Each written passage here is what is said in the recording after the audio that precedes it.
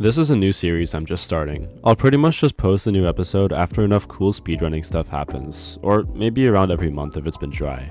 Record websites are generally pretty rich formatting wise, so hopefully this is more easily digestible. No diss, but what the f is this? The goal of this series is to show the community new strats, times, and developments of zombie speedrunning in a simple format. To begin, let's talk about Citadelle de Morts. As most of you know by now, the drill and boss got patched. It now does 931 damage as opposed to the 17,000 it used to do. Kingman's 2330 is now technically invalid because the boss went from taking around 2.5 minutes to taking over 6 minutes. The swords also got nerfed in the boss fight, so they were useless for about a day, but then they fixed it and they made them do around 6,000 damage. And this is definitely for the best. We'll probably see the boss fight in speedruns being played with swords from now on, as they should. Many speedrunners are happy the drill got patched since it'll make the boss hard again, but I'm personally not too happy with it because it was a pretty unique cheesy way to do the boss, and it even lets you skip the entire third phase because you can just do that much damage. Not to mention, the speedrun will take much longer now. I'm curious what you guys think of this patch though, so let me know in the comments. It's interesting that they haven't patched the wall skip yet actually. Here's a quick rundown of that skip. By simply looking at these two torn pages, speedrunners can make out the order of the traps they need to activate. This skips the entire step of opening up this wall and then inputting the code from the tavern bottles on the table. The page by the boxes will always be first, and the page on this side of the stam room will always be second.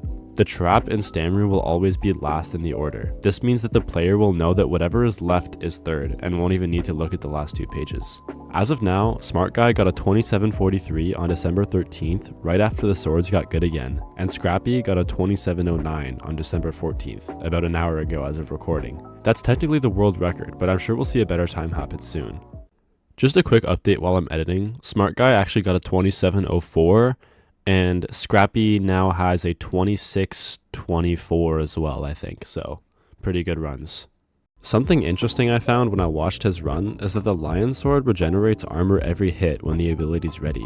This is what lets him just keep swinging at the boss and survive. Also, people were wondering why speedrunners don't use the health regen augment on Melee Macchiato, and it's because there's a better augment that just lets you swing faster, so it's like infinitely better than healing. Anyways, that's pretty much it for Citadelle developments. Now this actually happened a while ago, but I thought it was funny. Both Smart Guy and Freckleston each got runs within a second from Kingman's 2126 on Terminus. Oh! No way! Again, bro! Doesn't really matter anymore though, because the wire duplication glitch got patched on the Citadelle release update. This once again means boards will be wiped. Instead of having the wire right there when you do the first one, you gotta go all the way back to the ship and get the next wire. So the Terminus leaderboards are really struggling at the moment. Nobody wants to run it back for an optimized time, so Terminus isn't really worth talking about right now. This patch was definitely more annoying than the Citadelle patch though, because that glitch has been in the game since release now. Although feel free to argue about this in the comments. Next up, B-Dog got a 1342 on Liberty Falls build percent on the 4th of December, which is insane considering the former record was 16 seconds slower. Build percent is the main category, which just means you have to build the wonder weapon rather than getting it from the box. About 10 seconds of the time save comes from a small route change discovered by Kingman.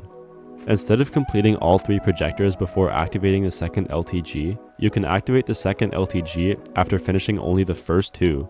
Then, use Ether Shroud to return, recharge it by getting this full power, and finish the third projector while the LTG is cooking and defending it. This overlap of steps saves time. Next up, the Zombie Speedrunning League organized by Who FPS began the 2nd of December and will end on the 2nd of February next year. The league has some of the best COD zombie speedrunners in the business. There are 6 teams, and each team can score by getting good times on 3 of the most popular maps on every Black Ops game from Black Ops 2 to Black Ops 6. I'll link the spreadsheet to the scoring in the description. The last thing I want to talk about in this video is speedruns using gobblegums. It's actually really annoying because you can get some pretty incredible times on speedruns using gobblegums, but the fact that the gums needed are so rare just makes it really annoying because you gotta be really lucky to get an optimized time on a gum speedrun without paying big bucks. Anyways, that's about it. If you liked the video, please let me know in the comments so I know to make more of this kind of content. Thanks, and see ya.